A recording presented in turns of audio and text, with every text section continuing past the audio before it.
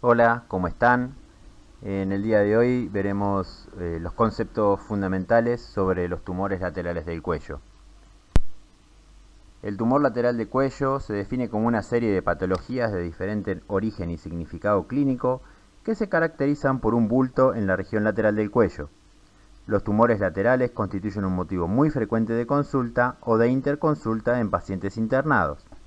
La anatomía del cuello y las estructuras y órganos que en él se localizan implican un gran número de patologías con una amplia gama de conductas terapéuticas necesarias y pronósticos que van desde una curación completa con un procedimiento menor hasta la necesidad de realizar cirugías radicales y tratamientos adyuvantes. Por eso es necesario tener en claro el manejo de estas situaciones, lo cual implica una anamnesis metódica, una exploración física completa y sistemática y la adecuación de la solicitud de las pruebas complementarias adecuadas para cada caso. Para poder localizar los tumores laterales del cuello, realizaremos un breve repaso de la anatomía cervical. Apreciamos una vista lateral del cuello con la musculatura correspondiente. Limitaremos la región lateral del cuello por arriba con la mandíbula, por abajo la clavícula, por detrás el músculo trapecio y por delante la celda visceral del cuello, con un límite aproximado en el borde anterior del músculo esternocleidomastoideo. Esto nos permite delimitar los tumores laterales y diferenciarlos de los tumores de la línea mediascal. En este corte transversal a la altura de C7 podemos apreciar las relaciones de las diferentes estructuras cervicales. Conviven en un estrecho espacio los elementos vasculares de vital importancia como son la arteria carótida y la vena yugular, elementos nerviosos como el neumogástrico, los nervios laringeos recurrentes y laringeo superior, por ejemplo, y elementos glandulares, en este caso la glándula tiroides. Comenzaremos con la anamnesis. La edad de presentación y la duración de la masa son criterios muy importantes a fin de establecer la benignidad y la malignidad de este tipo de lesiones. Aquellas masas que persistan más de 2 o 3 semanas en la evolución deberán ser estudiadas con el protocolo que veremos a continuación. Los antecedentes del paciente, los antecedentes personales, por ejemplo, antecedentes de cirugía cervical, antecedentes de patología odontológica, antecedentes de carcinomas de cabeza y cuello, estómago, mama y pulmón, y los antecedentes familiares, como los adenomas paratiroides y los bozos, deberán tenerse en cuenta para realizar la evaluación. Con respecto a los hábitos, el consumo de alcohol y tabaco son factores de riesgo independiente para neoplasias de la cabeza y cuello y también para las lesiones laterales metastásicas del cuello. El antecedente de radioterapia y el consumo de drogas son factores importantes a tener en cuenta. El contacto con animales, por la brucelosis y la toxoplasmosis. La aparición de múltiples nódulos cervicales suele corresponder a adenopatías secundarias, también a enfermedades inflamatorias, infecciosas o tumorales malignas. En estos casos, una aparición brusca en medio de un cuadro infeccioso respiratorio hará pensar que es una adenopatía secundaria a este proceso, mientras que una larga evolución implica otro tipo de patologías. La adenopatía inflamatoria secundaria a procesos de la vía respiratoria superior o de las muelas son el tumor lateral más frecuente de consulta. La aparición de síntomas sistémicos conlleva mayor gravedad del proceso, como septicemia, hipertiroidismo y más precisamente un cuadro con pérdida de peso, cansancio, debilidad generalizada, indicará que esta masa se trata de una patología neoplásica. Cuando vamos a hacer la evaluación de la masa cervical, tendremos algunos indicadores de importancia. Por ejemplo, el dolor implica generalmente procesos inflamatorios o infecciosos, aunque en algunas circunstancias una lesión tumoral puede volverse dolorosa cuando invade tejidos vecinos. Un bocio doloroso puede deberse a una tiroiditis aguda, y el dolor relacionado con la ingesta de alcohol orientará a enfermedad de Hodgkin o sarcoidosis. En ocasiones, la primera manifestación de un nódulo o una masa cervical lateral no es la tumoración en sí. Puede ocurrir, por ejemplo, que un paciente presente disfonía por un nódulo que comprime los nervios laringeos recurrentes, o bien otros síntomas de sospecha de malignidad como estridor, odinofagia, disfagia, hemotisis, déficit auditivos y los síndromes que se llaman constitucionales, astenia, anorexia, pérdida de peso, tos, dificultad en la deglución. La inspección y la palpación cervical son maniobras fundamentales que se deben realizar en forma metódica y exhaustiva. Lo primero es hacer una inspección del cuello en su posición anatómica, con una ligera hiperextensión, con el paciente realizando movimientos de deglución. Es preciso observar la simetría bilateral de los esternocleidomastoides y los trapecios, el alineamiento de la tráquea, las referencias de los triángulos anterior y posterior, limitados por el borde anterior del esternocleidomastoide, y la existencia de cualquier engrosamiento de la base del cuello. La tráquea debe estar localizada en la línea media. Los espacios desiguales indican desplazamiento de la misma, que puede deberse a la existencia de una masa cervical o a la existencia de una patología torácica. Se deberían localizar todas las estructuras óseas y cartilaginosas, comprobando que no presenten irregularidades ni signos inflamatorios. El borde anterior del esternocleidomastoideo constituye la línea divisoria entre los triángulos anterior y posterior, y nos sirve como línea de referencia para describir la localización. Se deben explorar todas las cadenas ganglionares.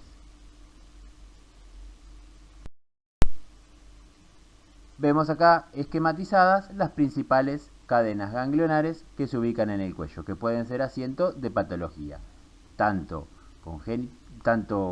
metastásica como primaria. La sospecha clínica se basará en gran medida de la localización anatómica del tumor lateral. En este sentido, una tumoración de la línea media del cuello nos tendrá que llevar a pensar, por ejemplo, patología de glándula tiroides, quistes tiroglosos, quistes sebáceos, lipomas o quistes dermoides. En la región lateral del cuello encontraremos quistes branquiales, adenopatías, tumores de origen vascular o nervioso, lipomas o quistes de otro origen.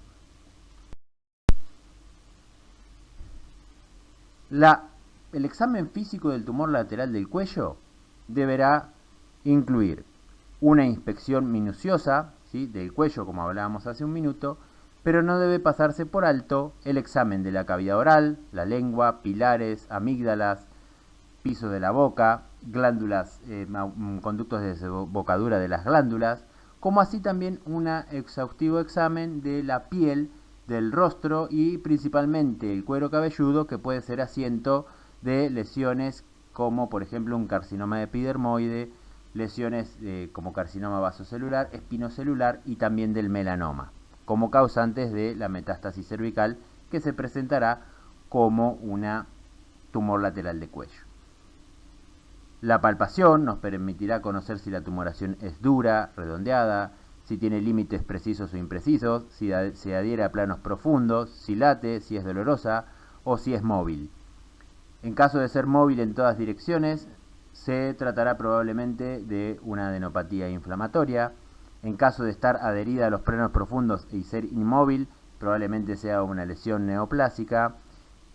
Y hay una particularidad en el examen, que si el tumor o la masa lateral tiene desplazamiento hacia los laterales, pero no en sentido cefalocaudal, podemos pensar que puede venir de estructuras ya sean nerviosas, como los ionomas, o los tumores del glomus carotídeo.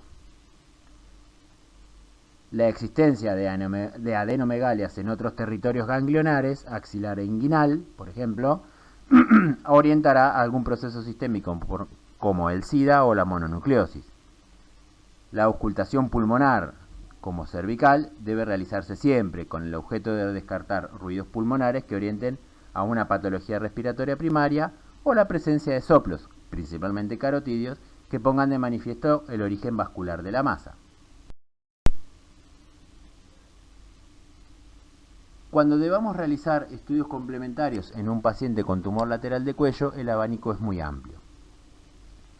Como regla general, en el análisis de laboratorio deberemos solicitar hemograma, velocidad de sedimentación globular, proteína C reactiva y algunas serologías específicas como son la serología para citomegalovirus, virus de Epstein-Barr, toxoplasmosis, VIH y sífilis, más las determinaciones rutinarias.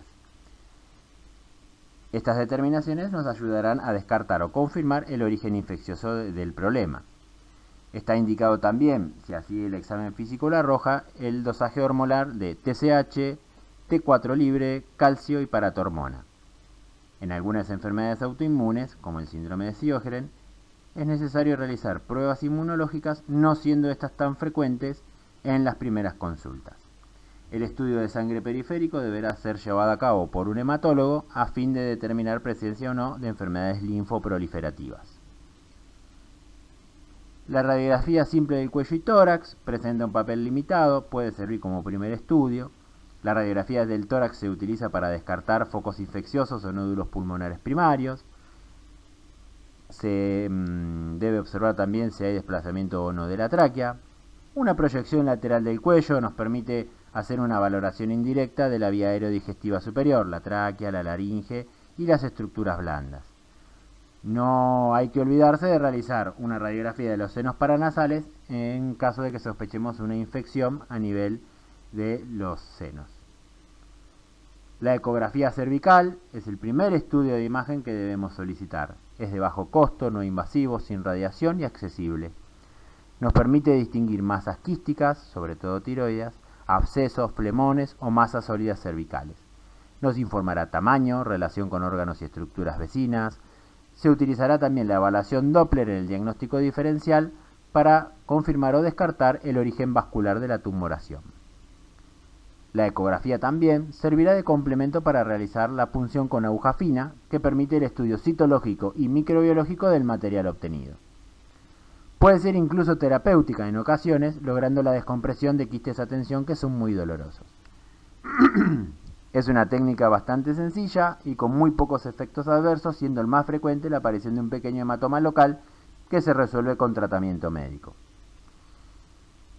Es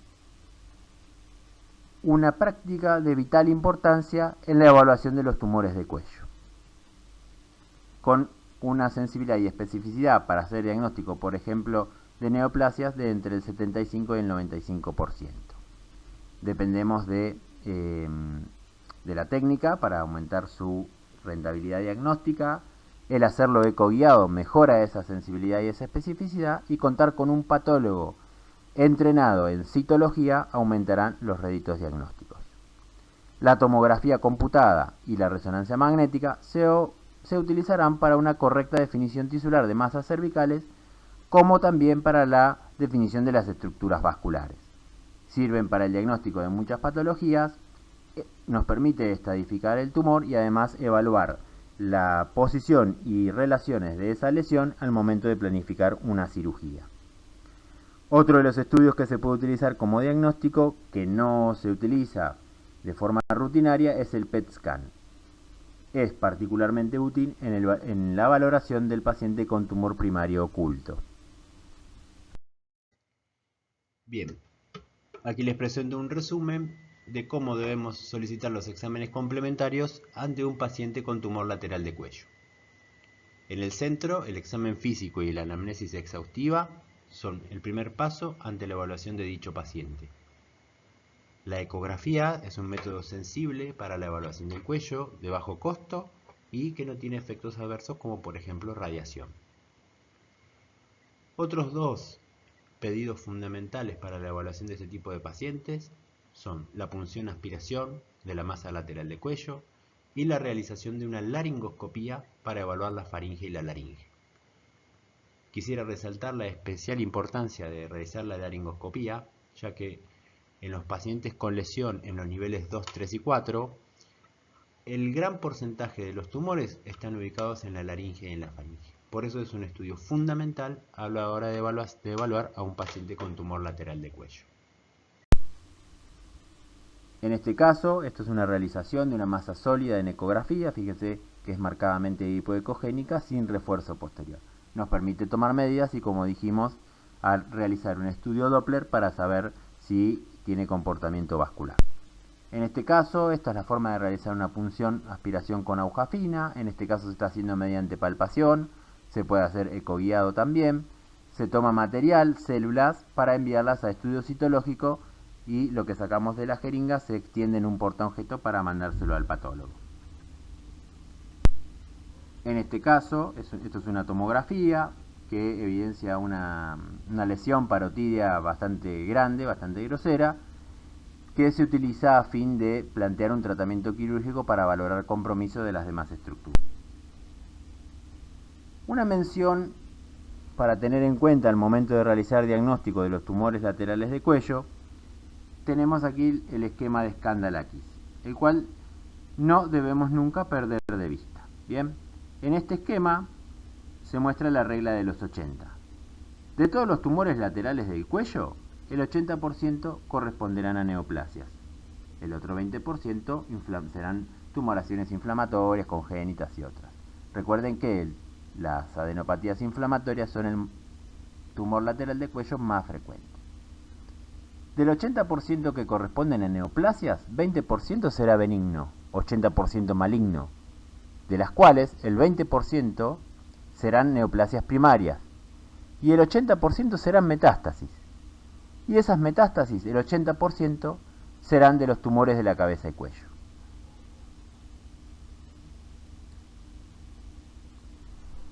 Teniendo en cuenta este esquema, toda tumoración lateral del cuello deberá ser valorada con una PAF como primer gesto diagnóstico. Luego, por supuesto, previa evaluación con examen físico y anamnesis. Y nunca debemos realizar una biopsia quirúrgica en primera instancia.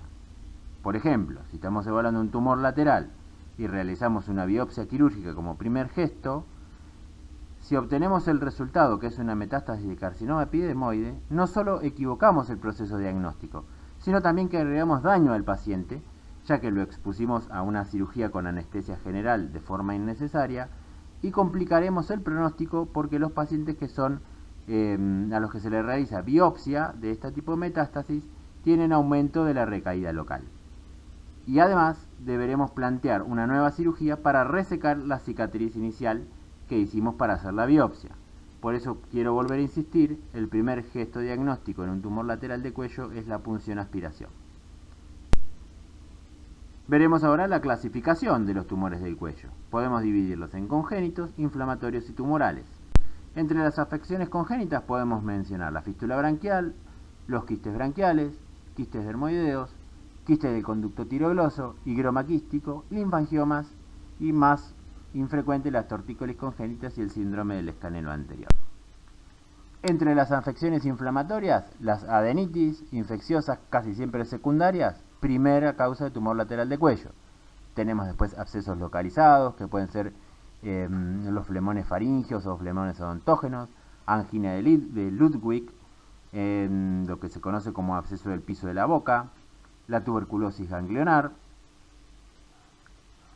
primaria no pulmonar y menos frecuentemente algunas micosis. Y las lesiones tumorales, en este cuadro, las veremos clasificadas en primitivas no ganglionares y las ganglionares. Dentro del grupo de las primitivas no ganglionares, las que derivan del tejido conjuntivo y la derivada de los órganos, y dentro de las ganglionares, los tumores primitivos de los ganglios, como son los linfogranulomas, las leucemias y los linfomas, y los secundarios que hacen referencia a las metástasis.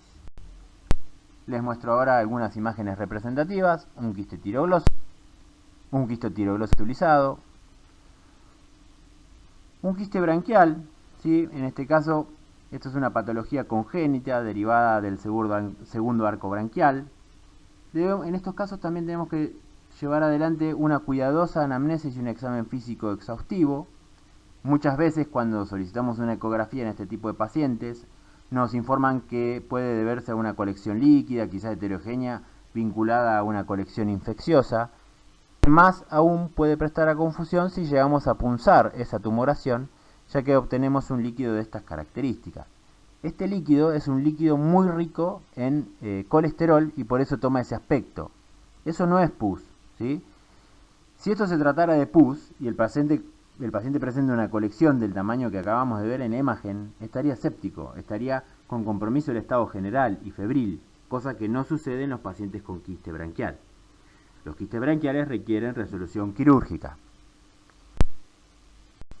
Un quiste branquial con una fístula, un paciente con linfangioma cervical, aquí la pieza auditoria, un flemón de piso de boca, ¿sí? En este caso, el paciente se presentará con compromiso del estado general, fiebre, protrusión de la lengua y trismus.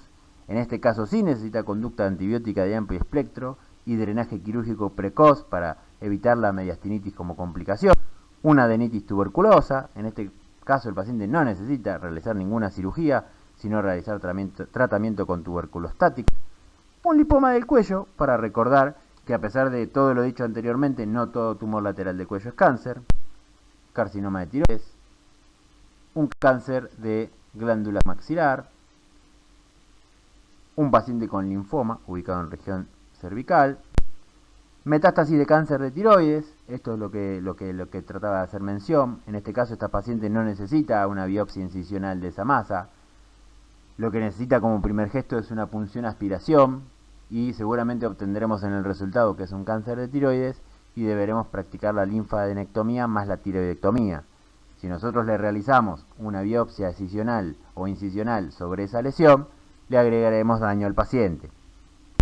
En este caso es una metástasis de un carcinoma epidermoide ubicado en el cuero.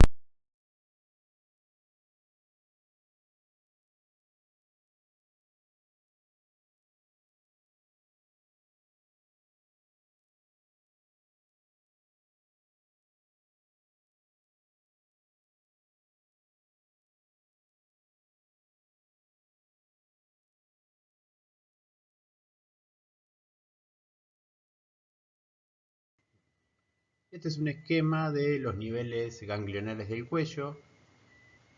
Pueden detener un segundito el video para analizarlos con claridad, pero les voy a dar un pequeño resumen. Tenemos en la parte superior del cuello el nivel 1, que son aquellos ganglios submentonianos y submaxilares. Tenemos el nivel 2, 3 y 4, que son denominados los grupos ganglionares yúgulos carotídeos o del eje vascular. El nivel 2, 3 y 4. El nivel 5 son aquellos ganglios conocidos como los del triángulo posterior. En la zona central tenemos el nivel 6, que son aquellos ganglios adyacentes principalmente a la glándula tiroides, laringe y esófago. Y no debemos olvidar los ganglios del mediastino superior, que son los ganglios conocidos como de nivel 7, que puede ser asiento de patología fundamentalmente como metástasis de neoplasias primarias de la glándula tiroides.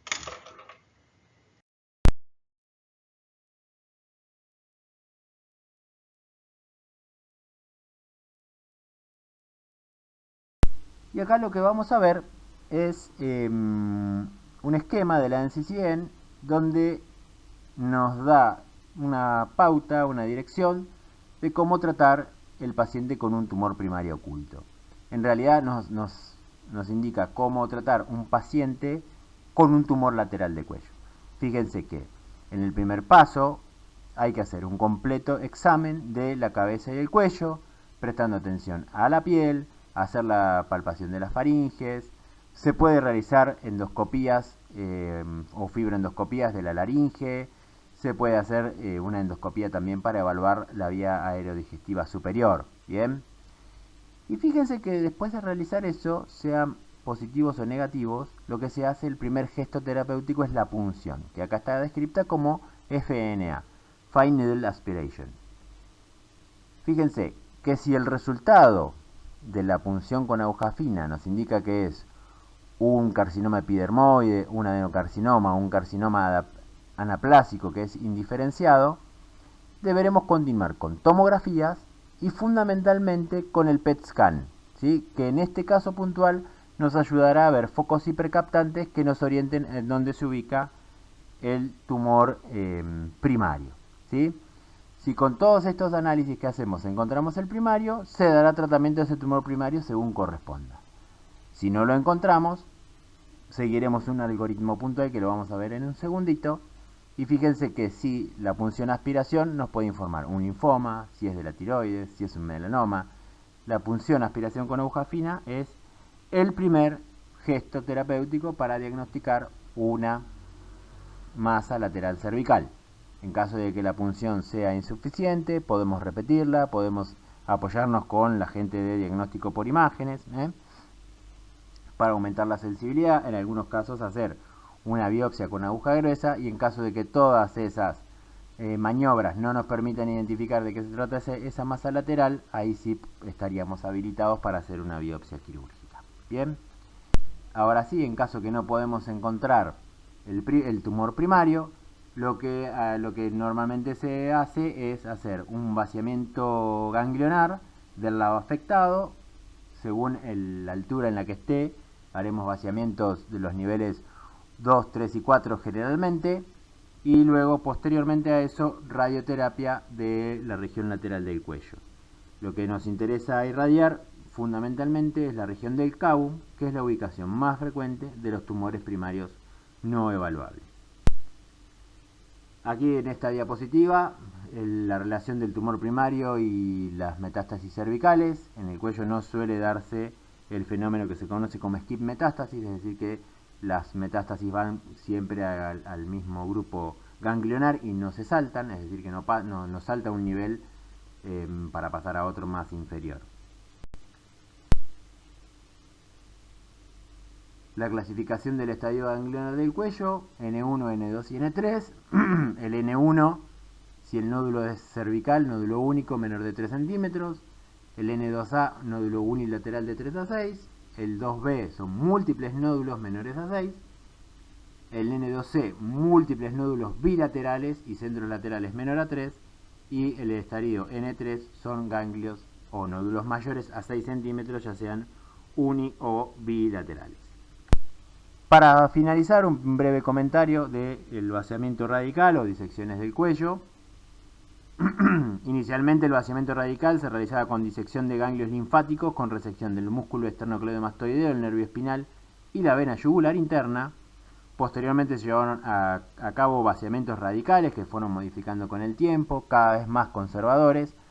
Incluso actualmente se hace lo que se llama la disección selectiva del cuello, como por ejemplo el vaciamiento supraomoioideo, los anterolaterales y los vaciamientos de nivel 6 en la patología tiroidea. ¿Por qué les comento esto? Los vaciamientos más conservadores tienen mucha menos morbimortalidad que los vaciamientos radicales clásicos, sin que esto conlleve un peor resultado oncológico. Es decir, que realizando cualquiera de los dos tipos de vaciamiento, el resultado oncológico es absolutamente el mismo. Esto es un vaciamiento radical y esto es un vaciamiento radical modificado con la preservación de las estructuras. Muchas gracias por la atención. Ante cualquier duda no duden en preguntar. Muchas gracias.